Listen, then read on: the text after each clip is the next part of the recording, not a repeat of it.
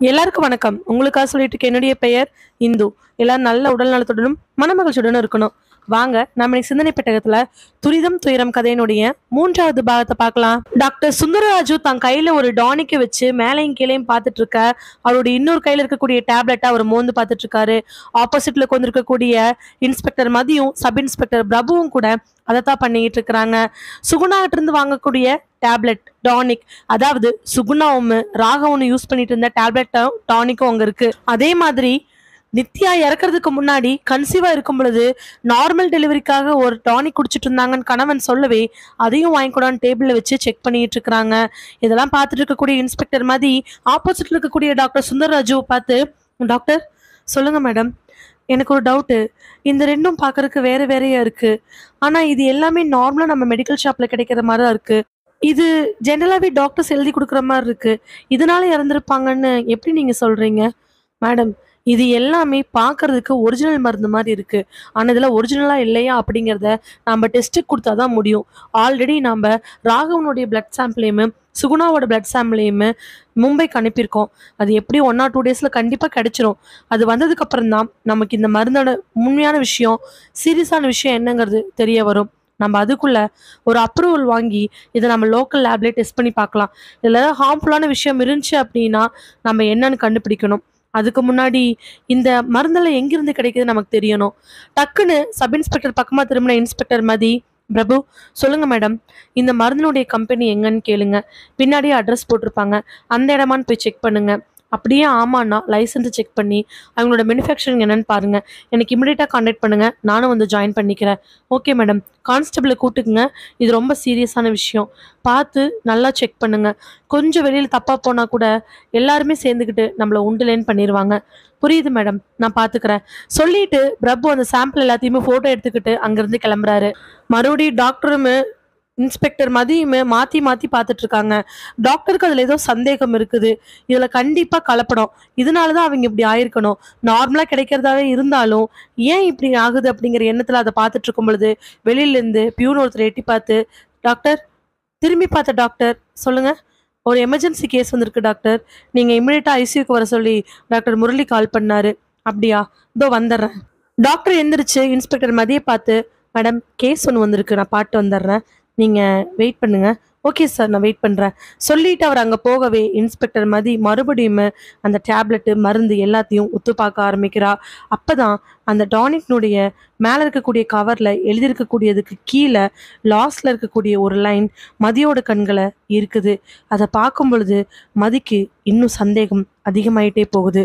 ஒரு இருட்டான ஒரு இடம், சின்னதாக வரக்கூடிய ஒரே ஒரு வெளிச்சம், அந்த வழியா மட்டும்தான் காத்தும் வெளிச்சமும் வந்துட்டு இருக்குது. ஏன் 3 நாளா அந்த வழியா மட்டும்தான் சாப்பாடு வந்துட்டு இருக்குது நவிலனுக்கு.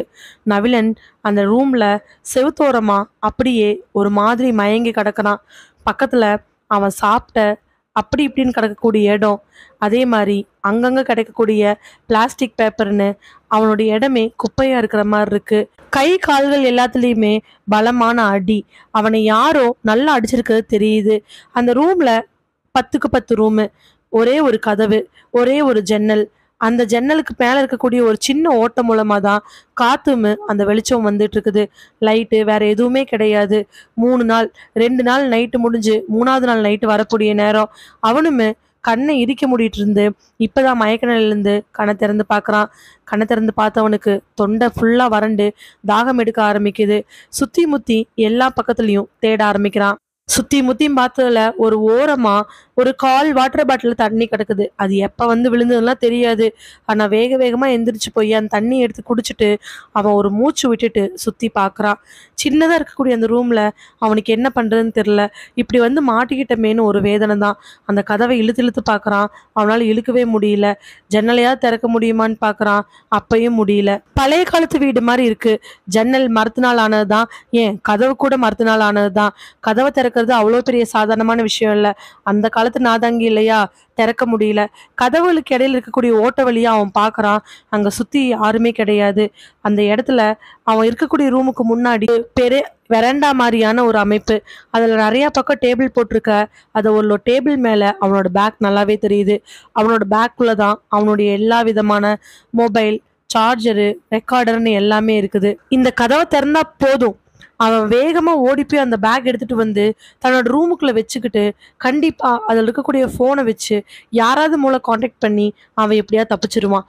ரூம உள்ள சாத்திக்கிட்டோம்னா யாரும் வந்து அவனை கதவை தட்ட சொல்லியோ இல்ல திறக்க சொல்லியோ முடிஞ்சாலும் யாருனாலையும் அந்த கதவை திறக்க முடியாது. இவனும் திறக்காம இருந்துக்கலாம். ஆனா எப்படி அந்த ஃபோனை எடுக்கிறதுன்னு அவனும் துடிச்சுக்கிட்டு இருக்கிறான். அப்போ அவ அந்த ஓட்ட வழியா பார்த்துட்டு இருக்கும் பொழுது அந்த பெரிய வராண்டால 2 பேர் உள்ள வராங்க. ஒருத்தன் ஏற்கனவே இவனுக்கு பழக்கமானவன். இந்த 3 நாளா அவனை அடிக்கிறவன்ல இவனும் ஒருத்தன். அந்த ரவுடிக்கு பின்னாடி இன்னொரு பையன் கையில ஒரு பக்கெட்டு, மாப்பு, அதே மாதிரி கூட்டுறதுக்கு தொடப்புன்னு சொல்லிட்டு வராங்க. அதெல்லாம் பார்த்துட்டு ஒருவேளை இந்த ரூமுக்குள்ள கூட்டுதான் வராங்களோன்னு நினைச்சு அவன் பார்த்துக்கிட்டு இருக்கிறான். அதே மாதிரி வந்தவன் வெளியில ஹால் எல்லாம் கூட்ட விட ஆரம்பிக்கிறான். கூட்டிட்டு இருக்கும் பொழுதே திடீர்னு இது வரக்கூடாதான் அவன் நினைச்சு பார்த்துட்டு இருக்கும் பொழுது கரெக்டா வெளியில ஹாலு எல்லாமே கூட்டிட்டு கொஞ்ச நேரம் கழிச்சு இந்த கதவை திறக்கிறான். அந்த இடத்துல இருந்த ஒரு ஆளு கதவை திறந்து உள்ள வந்து, என்னடா தெளிஞ்சிருச்சா? நாலடி விட்டா இன்னும் மயக்கமாயிருவியா? இல்லை சார், அப்படிலாம் எதுவும் இல்லை, என்னை விட்டுருங்க சார். நான் வெளில போய் யார்கிட்டயும் எந்த விஷயத்தையும் சொல்ல மாட்டேன். யாரு நீ? எங்ககிட்ட பேசுன வசனத்துக்கு நீ இந்நேரம் எல்லாருக்கும் பரப்பிடுவீங்காட்டு தான் உங்ககிட்ட எல்லாத்தையும் பிடுங்கி வெளில வச்சிருக்கோம். என்ன, ஒழுங்கு மரியாதையா இருக்கணும், இல்லைன்னா அவ்வளோதான். அந்த பையனுக்கு கையசைச்சு கூப்பிட அவனும் உள்ள வர அவன் உள்ள இருக்கக்கூடிய எல்லா பொருளையும் கிளீன் பண்ண ஆரம்பிக்கிறான். அதே நேரத்துல வெளியில இருந்து ஒரு சத்தம் கேட்க அந்த ரவுடி, இந்தா வந்துட்டேன், இங்க பாரு, ஆளுங்க வெளியில சரக்கு எடுக்க வந்திருக்காங்க, குடோன்ல இருந்து சரக்கு ஏத்திட்டு வந்துடுறேன். நீ எங்கேயாவது தப்பிச்சு போகணும்னு நினைச்சேன், அவனை செத்தேன். சுத்தி ஆட்கள் இருக்கிறாங்க. இங்கிருந்து 10 கிலோமீட்டருக்கு காக்கா கூட கிடையாது, ஃபுல்லா காடுதான். தப்பிக்கணும்னு நினைச்ச பொணமாயிருவ. இப்பவாது ஏதோ கொஞ்ச நாள்ல எங்களுடைய வேலையெல்லாம் முடிஞ்சதுக்கு அப்புறம் ஒரு மாசமோ 2 மாசமோ கழிச்சு உன்னை வெளியே அனுப்புறதுக்கான வாய்ப்புகள் இருக்குது. இப்ப மட்டும் தப்பிச்ச. நான் அப்பெல்லாம் எதுவுமே நினைக்கல சார். சொன்னதுக்கு அப்புறமா அவன் போய் ஒரு ஓரமா உட்காந்துக்க அந்த ஆள் சுத்தியும் முத்தியும் பார்த்துட்டு அந்த கூட்டுற பையன் பக்கத்துல போய் ஏதோ ஒண்ணு சொல்லிட்டு அங்கிருந்து கிளம்புறான். அந்த கதவு சாத்திக்கிறான் அந்த கூட்டுற பையன். அவன் பாட்டுக்கு எல்லா குப்பைகளையும் எடுத்து போட்டுட்டு இருக்கிறான். இவன் மெதுவா எந்திரிச்சு மெல்ல மெல்ல கதவுக்கு பக்கத்துல போய் நிக்கிறான். முதல்ல அந்த கூட்டுற பையன் திரும்பி பார்க்கும் பொழுது இவன் அமைதியா பின்னாடி போயிடுறான். அந்த கூட்டுற பையன் எதுவுமே கண்டுக்கவே இல்லை. மறுபடியும் மெல்ல மெல்ல எந்திரிச்சு போய் அந்த கதவோட நாதாங்கிய திறக்கிறான்.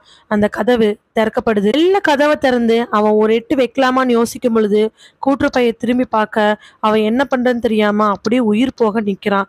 ஆனா அந்த பையன் எதுவுமே கண்டுக்காம குப்பையெல்லாம் ஒரு குப்பை இதுல தூக்கி போட்டுட்டு வேலையை பார்த்துக்கிட்டு இருக்கிறான். அவன் எதுவுமே பேசாம பாக்குறது ஆச்சரியமா தான் இருந்துச்சு. வேகமா வெளியில ஓடி போனவன் தன்னோட பேக்கே எடுத்துட்டு உள்ள வரலாமான்னு யோசிச்சுட்டு வேண்டான்னு முடிவு பண்ணி ஃப்ரெண்ட்ஷிப்ல இருக்கக்கூடிய தன்னோட போனை மட்டும் எடுத்து பாக்குறான். அதுல 42% சார்ஜ் இருந்துச்சு. போன் எடுத்துட்டு வேகமா உள்ள வந்து அந்த கதவோட நாதங்கி போட்டு மூணுல போய் உட்காந்துக்கிறான். அந்த கூட்டுற பையன் ஃபுல்லா கூட்டி முடிச்சுட்டு துடைக்கிறதுக்கு தண்ணி எடுக்கிறதுக்காக வெளில போன நிமிஷம் அவன் மறுபடியும் அந்த கதவை தாள் போட்டுட்டு தான் மொபைலை எடுத்து தங்கிட்ட இருக்கக்கூடிய எல்லா விதமான ப்ரூஃபையும் ஒரே ஒரு ஃபோல்டர்ல தான் ஃபோன்ல இருந்து எடுத்து யார் யாருக்கோ வாட்ஸ்அப் பண்றான். ஆனா என்ன விஷயம் அப்படின்னா, அவனோட மொபைல்ல சிம் கார்டே கிடையாது. சிம் இருந்தா யாராவது லொக்கேஷன் பார்த்துட்டு வந்துருவாங்களோ அப்படின்னு சொல்லிட்டு அவனோட சிம்மை எல்லாம் எடுத்து வச்சிடுறாங்க. சிம் கார்டு மட்டும் கழட்டினா போதும்னு நினச்சிருக்காங்களோ என்னமோ. ஆனால் இவன் வாட்ஸ்அப்பில் தன்னால் முடிஞ்ச அளவுக்கு வீடியோ எடுத்து 2-3 பேர்த்துக்கு அனுப்பிச்சி வைக்கிறான். இப்படியே கிட்டத்தட்ட ஒரு 10 நிமிஷம் போயிடுது. அவங்ககிட்ட இருக்கக்கூடிய டாக்குமெண்ட்ஸ், அவன்கிட்ட இருக்கக்கூடிய ப்ரூஃப் எல்லாமே அது வழியாக அனுப்பிச்சி வைக்கிறான். எல்லாமே இன்னும் டிக் ஆகவே இல்லை. அப்போதான் அவனுக்கு தோணுது அங்கே வைஃபையும் கிடையாது, உள்ள சிம்மும் கிடையாது அப்படின்னு. தான் ஃபோனை என்ன பண்ணுறன்னு தெரியாமல் யோசிச்சுட்டு இருக்கும்போது திடீர்னு கதவை தட்டுற சத்தம் கேட்குது. இவனுக்கு உசுரே போயிடுச்சு. ஒருவேளை அந்த ஆள் வந்துட்டானா என்ன பண்ணுறதுன்னு நினச்சிக்கிட்டு மெல்ல மெல்ல கதவை விட்டு போய் கதவை திறந்து பார்க்குறான். வெளியில நிற்கிறது அந்த ரவுடி தான். என்னடா பண்ணுற? என்ன பண்ணிட்டு இருக்க? நான் ஒன்றுமே பண்ணலையே. எதுக்கு லாக் போட்ட? நான் லாக் போடவே இல்லையே. இல்லையே, லாக் போட்டுருந்துச்சே. நான் போடவே இல்லையே. நான் இங்கே தான் நின்றுட்டு இருந்தேன். கதவு டைட்டாக இருந்திருக்கும். நிஜமாவா? ஆமாம். கதவை மறுபடியும் லாக் பண்ணிட்டு திறக்கிறான். கதவு நல்லா தான் வருது. என்னடா சொல்ற? உண்மையாக தான் சொல்கிறேன். உடனே அவன் ஃபுல் பாடியும் செக் பண்ண ஆரம்பிக்கிறாங்க. அவங்ககிட்ட ஏதாவது இருக்குதான்னு சொல்லி செக் பண்ணி பார்க்க நவிலன் கிட்ட எதுவுமே கிடையாது. அப்புறம்தான் சரின்னு சொல்லிட்டு அந்த ஆள் மறுபடியும் லோட் ஏற்றுறதுக்காக போயிடுறான். மாப்பு துடைக்கிற பையன் வேக வேகமாக உள்ளே வந்து மாப்பு துடைக்க போகிறதுக்கு முன்னாடி தங்கிட்ட இருக்கக்கூடிய குப்பையை எடுத்துக்கொண்டே வெளில போறான்ட்டு போறான். இவன் உடனே ஓடி போய் கதவை மறுபடியும் லாக் பண்ணிட்டு குப்பைகளுக்குள்ள கையை விட்டு ஃபோனை எடுத்து அந்த பையனோட ஜோப்ல பேண்ட் பாக்கெட்ல வச்சு வச்சுக்க சொல்லி அவன் எல்லாத்தையும் சொல்றான். இதில் முக்கியமான டாக்குமெண்ட்ஸ் இருக்குது, இதை கொண்டே கொடுக்கணும், இதனால் பல உயிர்கள் இறந்து போயிட்டுருக்குறாங்க, நிறைய உயிர்களை காப்பாற்றுறது உங்களாலே என்னாலே மட்டும்தான் முடியும், நீ இதை எப்படியாவது கொண்டு போய் ஏதாவது ஒரு போலீஸ் ஸ்டேஷனில் கொடுத்துரு, இல்லை அப்படின்னா நான் சொல்கிற அட்ரஸில் கொண்டே கொடுத்துருன்னு சொல்லிட்டு ஒரு அட்ரஸை சொல்கிறான். கிட்டத்தட்ட 5 நிமிஷத்துக்கு பக்கமாக இன்ஸ்ட்ரக்ஷன் சொல்லிவிட்டு அவனோட பேண்ட் பாக்கெட்டில் ஃபோனை வச்சுட்டு அவன் அந்த இடத்துல வந்து உட்காந்துக்கிறான். துடைக்க வந்த பையன் துடைச்சிட்டு கதவை திறந்துட்டு அவன் பாட்டுக்கு வெளியில் போகிறான். இவன் என்ன பண்ணுறதுன்னு தெரியாமல் அந்த கதவுல இருக்கக்கூடிய ஓட்ட வழியாக பார்க்க துடைச்ச பையன் ஒரு பக்கெட்டு துடைக்கிற மாப்பு எல்லாத்தையும் எடுத்துக்கிட்டு வெளியில் போய் எல்லாத்தையும் கழுவி வச்சுட்டு ஒரு 10 நிமிஷம் கழிச்சு உள்ளே வந்து அந்த டேபிளில் உட்காடுறான். இவனுக்கு நெஞ்செல்லாம் படபடப்பாக இருக்குது. இவன் இங்கே இருக்கிற வரைக்கும் இவனுக்கு ஆபத்தான். ஒருவேளை மொபைல் அவங்ககிட்ட இருக்க தெரிஞ்சிருச்சு அப்படின்னா நிச்சயமா இவனுங்க உயிரோடு விட மாட்டானுங்க. என்ன பண்ணுறதுன்னு தெரியாமல் முழிச்சிட்டு இருக்கும் பொழுது கரெக்டாக அந்த ரவுடி உள்ளே வரான். இந்த பையன் எந்திரிச்சு நிற்க அந்த ரவுடி உள்ளே வந்து தன் பேண்ட் பாக்கெட்லேருந்து பர்ஸை எடுத்து பணத்தை எடுத்து அந்த பையனுக்கு கொடுக்குறான். அந்த பையன் பணத்தை வாங்கி எண்ணி பார்த்துட்டு ஏதோ ஒரு ஆர்கியூ பண்ண ஆரம்பிக்கிறான். கைகளில் ஆக்ஷனை காமிச்சு ஆர்கியூ பண்ண, திருப்பி அதுக்கு அவனும் ஏதோ ஆக்ஷன் பண்ண கடைசியில் அந்த பையன் வேற வழி இல்லாமல் போகிறான். 2 எட்டு எடுத்து வச்சவன் ஒரு நிமிஷம் நின்று தன்னோட பேண்ட் பேக்கெட்டுக்குள்ளே கையை விடுறான். இதை பார்த்த நபிலனுக்கு நெஞ்செல்லாம் அப்படியே படபடப்பில் துடிக்க ஆரம்பிக்குது. ஒருவேளை இப்போ அந்த பையன் பேக்கெட்டில் இருக்கக்கூடிய ஃபோனை எடுத்து எங்கேயாவது அவங்ககிட்ட கொடுத்துட்டா என்ன பண்ணுறது, அவ்வளோதான் நினச்சிட்டு இருக்கும் பொழுது பேண்ட் பாக்கெட்டுக்குள்ளே இருந்து ஒரு சின்ன கவர் ஒன்று எடுத்து அந்த கவருக்குள்ளே தான் கையில் இருக்கக்கூடிய பணத்தை எடுத்து வச்சுட்டு மறுபடியும் பேண்ட் பாக்கெட்டுக்குள்ளேயே அந்த கவரை வச்சுட்டு அங்கேருந்து நடக்க ஆரம்பிக்கிறான். இவனும் அந்த பையன் போகிற வரைக்கும் அப்படியே அந்த வழியாக பார்த்துட்டு செவுத்துல போய் சாஞ்சு ஒரு ஓரமாக உட்காடுறான். அழுக வருது. இதோட 3வது நாள் நைட்டா அவன் அங்கே இருக்கிறது அவனுக்கு வேதனையாக தான் இருக்குது. இப்படியே அவன் உட்காந்துட்டு இருக்கும் பொழுது டக்குன்னு கதவை திறந்துட்டு அந்த ரவுடி உள்ளே வரான். உள்ளே வந்த ரவுடி, என்ன வேணும் நைட்டுக்கு? எனக்கு எதுவும் வேண்டாம். ஆமாம், டெய்லி உன்னை கேட்டு தான் என்ன வேணும்னு நாங்கள் வாங்கி கொடுத்துட்ருக்குறோம். நீ நல்லா சாப்பிட்டுட்டு தானே இருக்க, இங்கே இரு. நீயா வெளில போய் சொன்னோம்னாலும் உசுறுபாய் இருக்கிற வரைக்கும் இங்கே தான் நீ இருக்கணும். அப்படி இல்லைனாலும் இன்னும் கரெக்டாக 18வது நாள் நாங்களோட சாதனையை முடிச்சிடுறோம். அது ஃபுல்லாக எங்கெல்லாம் போகணுமோ அங்கெல்லாம் போயிடும், அங்கேயெல்லாம் கலப்படமாயிரும். அப்படி கலப்படமானதுக்கப்புறம் நீ எங்கே போய் சொன்னாலும் சரி, நாங்களும் மாட்டிக்க மாட்டோம். கலப்படமான மருந்தையுமே பிரிக்கவே முடியாது. உங்களுக்குலாம் இது அநியாயமா இல்லையா? உங்கள் மாத்திரையை எல்லாரும் நல்ல மாத்திரைன்னு நினச்சி நீங்கள் கொடுக்குற சிறப்பை எல்லாருமே ஹெல்த் சிறப்புன்னு நினச்சி குடிக்கிறாங்க. எதுக்கு தேவையில்லாமல் இப்படி பண்ணுறீங்க? ஏய் நிறுத்து. நாங்களாம் இந்த ஐடியாவில் கொண்டாடல, மக்களுக்கு என்ன தேவையோ அதான் கொண்டாடுறோம். நீ நினச்சிக்காத நான் தான் இதுக்கு தலைமைன்னு. இது பெரிய நெட்வொர்க். இந்த நெட்வொர்க்கில் யார் எங்கே இருக்காங்கன்னு கண்டுபிடிக்கவே முடியாது. மக்களோட அவசர புத்தி தான் இதுக்கு காரணம். எதுவாக இருந்தாலும் சீக்கிரமாக நடக்கணும்னு நினைக்கிறாங்க இல்லையா? அதனால்தான் சீக்கிரமாக நடக்கும்னு நாங்கள் பண்ணுறோம். ஆனால் மனுஷனோட உடம்புல இருக்கக்கூடிய பாகங்கள் அந்த துரிதத்துக்கு எப்போவுமே துணை புரியாதுன்னு அவங்களுக்கு தெரியல. துரிதம் துன்பம் தான், துரிதம் துயரம் தான் அவங்களுக்கு தெரியணும் இல்லையா? அது தெரியும் போது அவங்க இருக்க மாட்டாங்க. ஆனால் எங்களுக்கு அப்படி இல்லை. ஒரு குழந்தை வெயிட் போடணும் அப்படின்னா நாங்கள் ஒரு சிறப்பை கொடுப்போம்.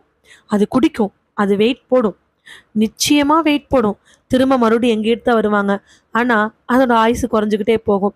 கர்ப்பிணி பெண்கள், சுகர் இருக்கிறவங்க, நரம்பு தளர்ச்சி இருக்கிறவங்க, கேன்சர் இருக்கிறவங்களுக்கு கூட இந்த ட்ரீட்மெண்ட் உதவுன்னு சொல்லி, இந்த மருந்து உதவுன்னு சொல்லி நாங்கள் எக்கச்சக்கமாக பண்ணிகிட்ருக்குறோம். அதுக்கெலாம் நாங்கள் காரணம் இல்லை. யாரெல்லாம் ஃபாஸ்ட்டை நோக்கி ஓடுறாங்களோ அவங்க தான் காரணம். அப்புறம் சாப்பாட்டுனால மட்டும்தான் எந்த ஒரு விஷயத்தையுமே சரி பண்ண முடியும் அப்படிங்கிற விஷயம் இங்கே இருக்கிற நிறைய பேர்த்துக்கு தெரிஞ்சுமே அதை கைவிட்டுறாங்க. ஏன் அந்த காலத்தில் நாம் எங்கள் தாத்தா பாட்டியெல்லாம் பயங்கரமாக மருந்து சாப்பிட்டா வளர்ந்தோம், என்னென்ன ஆரோக்கியமாக கொடுத்தாங்க. இப்போ அப்படியா? கலோரின்னு கவுண்ட் பண்ண ஆரம்பிச்சதுலேருந்து இந்த உலகம் அழிஞ்சு போயிட்டுருக்குன்னு மக்களுக்கு தெரியறதில்ல. என்னடா இவ்வளோ பெரிய கெட்டவன் இவ்வளோ நல்லதை பேசுகிறான்னு நினைக்கிறியா? கெட்டவனோ நல்லவனோ ஒரு விஷயத்தில் இருக்கும்போது அதை பற்றி நல்லா தெரிஞ்சுக்கிறதுல எந்த தப்பும் கிடையாது. அப்புறம் ஒரு முக்கியமான விஷயம், வந்தா நீ கூட்டுறக்கு ஒரு பையன், அவங்ககிட்ட என்னை காப்பாற்றுங்க, என்னை இப்படி அடைச்சி வச்சிருக்காங்க, இங்கே மருந்து இப்படி தயாரிக்கிறாங்க, போலீஸில் போய் சொல்லு அப்படின்னு ஏதாவது சொன்னையா என்ன? நானும் அப்படி ஒன்றுமே சொல்லவே இல்லையே. ஏதாவது எழுதி கொடுத்து அந்த மாதிரி ஏதாவது பண்ணியா என்ன? அப்படிலாம் நான் எதுவுமே பண்ணவே இல்லை. இங்கே எழுதுறதுக்கு பேனா பென்சில் அதெல்லாம் எங்கே இருக்குது? அதுவும் சரிதான், இங்கே எழுதுறதுக்கு எங்கே பேனா பென்சில் இருக்குது? நான் ஏன் சொல்கிறேன் அப்படின்னா, வந்தவனுக்கு காதும் கேட்காது வாயும் பேச வராது. இந்த வார்த்தையை அவன் சொன்ன உடனே நவிலனுக்கு என்னமோ மாதிரி ஆயிடுது. கடவுளே, அவங்கிட்ட கொடுத்த ஃபோன் என்னதான் ஆக போகுதோங்கன்னு பயம் வந்துடுச்சு. அப்புறம் அவனுக்கு ஒருவேளை காது கேட்டு வாய் பேசினா கூட அவனுக்கு தமிழ் சுத்தமாக தெரியாது. ஏன்னா அவன் ஹிந்திக்கார பையன். அதனால தான் ஊர் ரூமை க்ளீன் பண்ண வரணுங்கிறதுக்காக அவனுக்கு பாஷையும் புரியாமல் காதும் கேட்காம எதுவும் தெரியாத ஒரு பையனை நாங்கள் வர வச்சோம். நல்லா கேட்டுக்கோ, கிட்டத்தட்ட இன்னொரு 17-18 நாளுக்குள்ள நாங்கள் இப்போ தயாரிச்சிட்டு இருக்கக்கூடிய எல்லா கலப்பட மருந்துமே தயாரித்து ஒவ்வொரு பக்கத்துலேயுமே போயிடும். அப்படி போனதுக்கு அப்புறமா நீ எங்கே வேணாலும் போய்க்கலாம். நாங்களும் இந்த இடத்த விட்டு காலி பண்ணிடுவோம். அது வரைக்கும் நீ இங்கே தான் இருந்தாகணும். தப்பிக்கணும், எங்காவது போகணும்னு நினச்சினா நிச்சயமா எங்கிட்ட இருந்து தப்பிக்கவே முடியாது. அந்த ஆள் சொல்லிட்டு கதவை வெளியில போய் லாக் பண்ணிட்டு போயிடுறாரு. இப்போ நவிலனுக்கு இருந்த எல்லா ஹோப்பும் போயிடுச்சு. என்ன பண்ண முடியும்? ஃபோன் மூலமா சொல்லலான்னா ஃபோனையும் அந்த பையன்கிட்ட கொடுத்து விட்டாச்சு. இப்போ என்ன பண்ண முடியும்? இருக்கக்கூடிய ஜன்னலும் கதவும் அடைக்கப்பட்டு இருக்க. கலப்படமான மருந்து இன்னும் 17-18 நாள்ல கலக்கப்படுது, எல்லா பக்கத்துலேயும் போகுது அப்படின்னு நினைக்கும் பொழுது அவனால் தாங்கிக்கவே முடியல. தன்னால் எதுவுமே செய்ய முடியலைங்கிற வேதனையில் அவன் அப்படியே உட்காந்துடுறான்.